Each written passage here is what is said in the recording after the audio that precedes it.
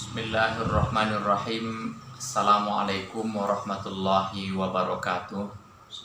Alhamdulillah wassalatu wassalamu ala rasulillah wa man tabi'ahu ila yaumil qiyamah.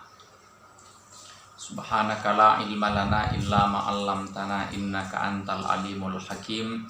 Hasbunallahu wa ni'mal wakil, ni'mal maula wa ni'man nasir. Wala haula wala quwata illa billahil aliyil azim. Pada kesempatan yang baik ini, saya akan mengantarkan sekaligus merangkum pembelajaran kita selama sampai masuk di pertemuan kita yang ke-14. Dalam mata kuliah pembelajaran baca tulis Al-Quran di kelas PAI Pendidikan Agama Islam, maka kita sudah mulai dari hal yang memang berkaitan dengan kajian huruf hijaiyah dan cara mengajarkannya, baik ia yang berkaitan dengan nun sukun, tanwin, mat, dan kemudian yang berikutnya kita lanjutkan dengan beberapa pembahasan cara membaca Al-Quran. Maka dalam hal ini saya ingin menguatkan pembahasan kita yang selama ini, yang penguatannya itu berupa pesan saya terhadap penguasaan materi. Ketika kita mau membaca Al-Quran dengan bacaan Al-Quran yang baik, tentunya bagi seorang guru PAI sebuah harga diri untuk bisa dan sanggup membaca Al-Quran dengan baik, menuliskan Al-Quran dengan baik. Maka jalan yang harus kita pahami dan kita harus punyai adalah dengan memahami ilmu membaca Al-Quran dan menulis Al-Quran. Kalau yang menjadi standar kepada kita, seorang guru PAI itu berkewajiban memahami yang memang standar baca Al-Quran, termasuk diantaranya tidak boleh kita tidak paham untuk yang namanya masalah mat. Mat asli dan mat far'i ini adalah bagian dari standar seseorang membaca Al-Quran. Oleh sebab itu, pesan saya untuk mat asli dan mat far'i harus betul-betul dikuasai. Sebab ketika kita membaca Al-Quran, yang paling banyak kita jumpai tentu mat asli dan mat far'i. Kuasai semuanya secara rumus. Termasuk diantaranya, buatlah rumus yang bisa kita mengerti sendiri untuk memahami mat far'i tersebut. Memahaminya dan juga mempraktekannya, membacakannya di hadapan siswa kita. Contohnya, ketika mat wajib muttasil, mat jaiz mumpasil, maka kita punya rumus sendiri untuk memahami apa yang disebut dengan mat wajib muttasil, apa yang disebut dengan mat jaiz mumpasil. Ketika berbicara dengan mat yang lain, contohnya mat lazim harfi musbah, buat rumus kita sendiri yang disebut dengan mat lazim harfi musbah. Berbicara mat lazim mukhaffaf harfi, kita juga punya rumus sendiri apa yang disebut mat lazim mukhaffaf harfi. Sehingga mat yang 13 tersebut dari mat far'i itu adalah sebuah yang wajib kita pahami agar kita termasuk orang yang sudah punya standar dalam membaca Al-Quran. Berikutnya, tentu ada yang bagian dari penghujung dari pembahasan kita. Di antaranya ada di situ baik ia yang disebut dengan ibtida membaca Quran, baik ia yang disebut dengan waqaf membaca Al-Quran. Ini semua adalah yang harus kita kuasai. Ketika kita mau memulai bacaan Al-Quran itu, tandanya kita punya ilmu pengetahuan tentang masalah Al-Quran, maka kita memahami apa yang disebut dengan ibtidaul kalam dalam membaca Al-Quran. Demikian juga halnya dengan waqaf. Waqaf ini adalah merupakan hal yang sangat penting untuk kita kuasai. Ada waqafnya yang tertulis di dalam Al-Quran, ada waqaf simbolnya tidak tertulis di dalam Al-Quran. Kalau dia yang tertulis di dalam Al-Quran itu harus kita hafalkan dan kita kuasai. Contohnya Ada huruf to yang kecil, namanya adalah waqaf ini. Ada huruf jim yang kecil, waqaf ini. Ada zai yang kecil, waqaf ini, dan lain sebagainya. Itu adalah waqaf yang ada simbolnya di dalam Al-Quran. Tapi ada waqaf yang tidak ada simbolnya dalam Al-Quran. Namanya ada kalanya waqaf ittirori, ada kalanya dia disebut dengan waqaf ikhtiari, ada yang disebut dengan waqaf intizori, ada juga yang disebut dengan waqaf ikhtibari. Maka waqaf tersebut itu tidak dituliskan simbolnya dalam Quran. Contoh, ketika misalnya ada orang yang membaca Al-Quran, begitu dia membaca Al-Quran belum jumpa tanda waqaf, lalu dia batuk, lalu dia bersin, maka dia harus punya waqaf, namanya waqaf ittirori. Atau misalnya ada orang yang dia membaca Al-Quran, lalu kemudian sambil menjelaskan Al-Quran tersebut, katakanlah seorang guru, ataupun dia misalnya seorang khatib, dia sambil membaca Al-Quran, sambil menjelaskan kalimat per kalimat, maka waqafnya itu harus ada, namanya waqaf ikhtibari. Untuk itulah penguasaan kita terhadad terhadap ibtidaul kalam, terhadap waqaf adalah sebuah keharusan kepada kita sebagai guru agama nantinya, dan juga akan memang bisa berlaku di masyarakat kita ketika kita dipanggil masyarakat untuk menjadi imam, baik ya imam sholat ataupun imam di tempat lainnya. Adik-adik saya yang di kelas PAI, bahwa meskipun kita sudah berada di penghujung dari perkuliahan kita yang ada di e-learning, memang kita merasa sendiri. Pada saat ini kita belajar melalui pembelajaran e-learning, namun saya sarankan itu harus kita sempurnakan, kita tambahi dengan kesungguhan kita untuk belajar terus. Karena manfaatnya yang sangat luar biasa ketika sanggup kita membaca Al-Quran sebagai guru PAI. Selain menjadi ibadah, kita sanggup mengajarkannya dengan baik dan mudah dicerna dipahami oleh murid-murid kita, siswa kita. Mereka bisa membaca Al-Quran dikarenakan pengajaran dan ilmu pengetahuan dari kita. Itu sebuah ibadah yang mengalir sampai kita nantinya di hari yaumul qiyamah. Maka orang yang belajar Al-Quran dengan seriuslah yang disebut dengan orang yang beruntung. Bahkan ada hadis Nabi yang dikatakan oleh Nabi, manusia yang paling mulia adalah golongan Nabi dan Rasul. Di bawahnya adalah para ulama. Berikutnya adalah orang yang dekat dengan Al-Quran.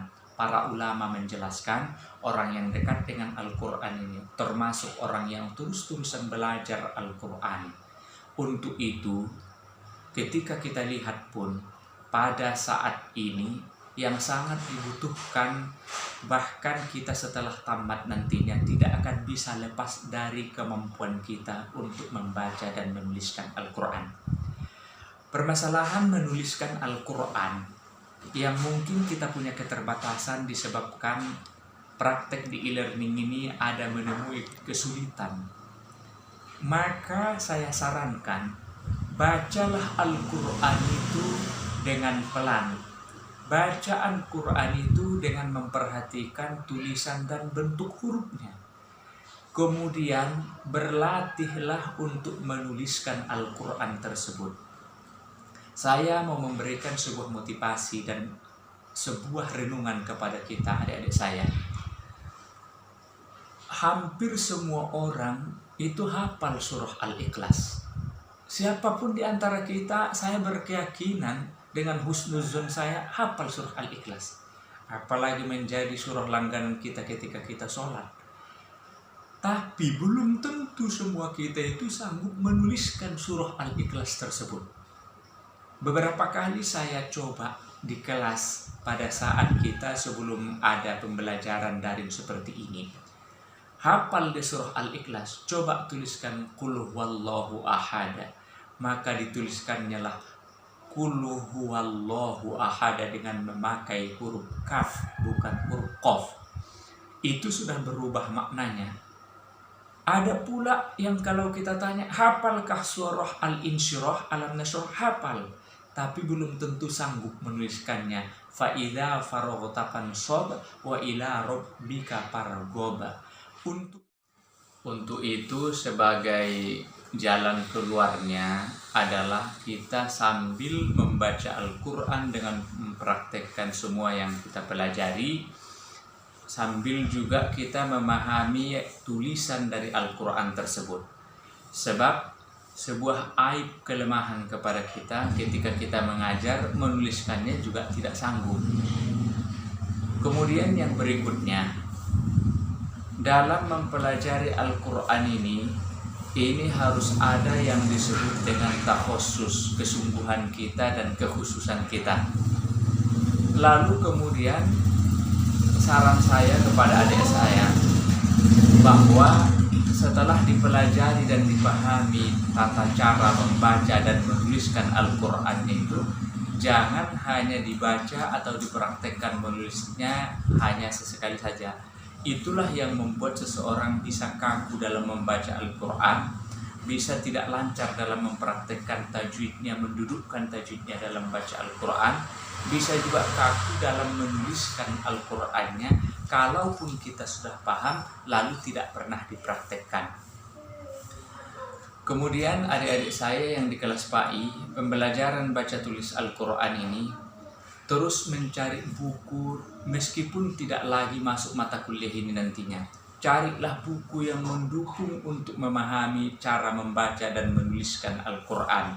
Karena setelah kita nanti tamat, yang pasti kita akan dialamatkan menjadi guru agama yang dituntut kompetensinya bisa sanggup membaca dan menuliskan Al-Qurannya. Adik-adik saya yang di kelas PAI, selanjutnya karena berhubung kita tidak lama lagi mengisi mata kuliah kita ataupun tugas kuliah kita, hanya kita akan memenuhi sampai pertemuan yang ke-15, pertemuan yang ke-16 nantinya kita akan UAS. Pesan saya, yang pertama, kuasailah materi ataupun diskusi, bahan diskusi kita yang selama ini mulai dari pertemuan yang pertama sampai pertemuan yang terakhir. Yang kedua, terus tunjukkan kesungguhan untuk mengikuti mata kuliah, terkhusus mata kuliah pembelajaran baca tulis Al-Quran yang sedang kita bicarakan ini. Kesungguhan itu buktikan, baik ia dari mengerjakan tugas, baik ia dalam masalah untuk mempersiapkan alat pembelajaran yang namanya buku ataupun fasilitas yang lain. Selanjutnya, mungkin bagi adik-adik saya yang sudah menunjukkan kesungguhannya, itu dipertahankan dan disempurnakan sebagai bekal untuk semester yang akan datang. Tapi tidak sedikit juga belum menunjukkan performa terbaiknya untuk menjadi mahasiswa, baik ia dari kesungguhan, baik ia dari keseriusan dan kesiapan dia mengikutinya. Maka perbaiki, masih ada kesempatan. Sebelum kita masuk UAS, kesempatan kita untuk memperbaikinya, menunjukkan kesungguhan kita, menunjukkan keseriusan kita, menunjukkan keikutsertaan kita untuk pembelajaran mata kuliah baca tulis Al-Quran ini. Jangan kita menjadi mahasiswa yang memang ada sebagian terkadang acuh tak acuh bahasa pasarannya, atau bahasa yang paling akademis adalah orang yang tidak bertanggung jawab kepada dirinya. Dalam dunia akademisi, orang yang bertanggung jawab kepada dirinya, dia akan mengurus apapun yang berkaitan dengan tugas kewajiban dia sebagai pembelajar ataupun sebagai mahasiswa. Adik-adik saya yang di kelas PAI, saya berusaha untuk menjadi pembawa mata kuliah kita ini dengan cara memberikan bahan, memberikan materi, sekaligus memberikan penilaian secara objektif. Saya berusaha untuk memberikan penilaian dengan seobjektifnya, meskipun penilaian manusia sehebat apapun, termasuk saya mungkin sebagai dosennya, pasti tidak semua orang akan memuaskannya. Ini bukan perkara memuaskan atau tidak. Jika mendapatkan nilai yang baik nantinya setelah akhir UAS kita ini, maka syukurkan, pertahankan, dan tingkatkan. Jika memang belum menjadi nilai yang terbaik yang kita dapatkan, ada evaluasinya. Dan saya ingatkan kepada adik-adik saya semua, tidaklah terlalu penting untuk mengkoreksi saya, misalnya setelah saya keluarkan nilai, ataupun mencari tahu kenapa saya dapat nilai ini. Padahal terkadang yang ditanyakan itu pun sudah saya bantu. Ketika dapat dia nilai B, kenapa Pak saya dapat nilai B? Sementara saya Pak begini-begini, saya juga tahu dan sudah kaji masalah itu. Saya Pak bikin tugas, iya, setelah diperiksa tugasnya nilainya layaknya seperti itu. Maka untuk itu seorang dosen adalah penilai mahasiswa. Tidaklah terlalu penting untuk menggugat penilaian dosen, sebab si dosen ini pun sudah membuat sebuah penilaian yang mempunyai rumus dan teorinya juga. Kemudian untuk nilai kita, saya memang sengaja mulai dari ujian MIT sampai kemudian di e-learning ada dibuatkan nilai, meskipun belum semuanya termasuk tugas yang ke-13 dan juga yang berikutnya UAS, karena kebetulan kita belum UAS. Tetapi itu semua adalah sebuah renungan. Bagi orang yang mau mengejar untuk nilai yang terbaik, tentu sebelum UAS masih ada kesempatan melengkapinya semua. Namun pada saat kita mendapatkan nilai nantinya, itu adalah sudah menjadi bagian dari ijtihad saya untuk memberikan nilai tanpa ada niat untuk menzolimi siapapun. Dan saya ingatkan kepada adik-adik saya semua, dipakai tetap etika akademisnya ketika misalnya melihat nilai. Saya dapat nilai, jangan terbiasa mengatakan, kenapa nilai si Anu seperti ini? Jangan urusi nilai orang lain. Kemudian yang berikutnya, pada saat nantinya mungkin sudah habis mata kuliah, ada kesempatanmu untuk mengaplikasikan ilmu yang sudah kita pelajari dalam satu semester ini. Bisa lewat mengajar maghrib mengaji, ataupun mencari les privat, mengajarkan baca Al-Quran, ataupun masuk kita menjadi guru madrasah, ataupun selanjutnya kita dipanggil untuk menjadi pelatih membaca dan menulis Al-Quran. Dan insya Allah nantinya ketika ada kesempatan kita untuk semester berikut memasuki tahap KKN, kita akan terjun ke masyarakat. Di situ sangatlah berarti kalaulah ilmu Al-Quran yang kita pelajari ini diajarkan sekaligus mematangkan apa yang sudah kita miliki.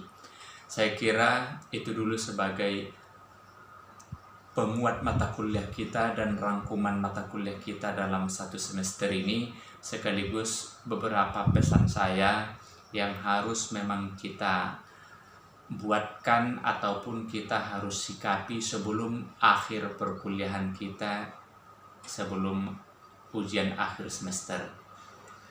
Mudah-mudahan kita semua Allah berikan kesehatan, Allah berikan kesempatan untuk kembali kita belajar secara tatap muka, karena kita sadari pada saat belajar seperti ini banyak seharusnya yang harus kita lakukan, tetapi kita terhalang dengan kendala belajar daring atau belajar secara jarak jauh. Wallahul muwaffiq ila aqwamit thoriq. Wassalamualaikum warahmatullahi wabarakatuh.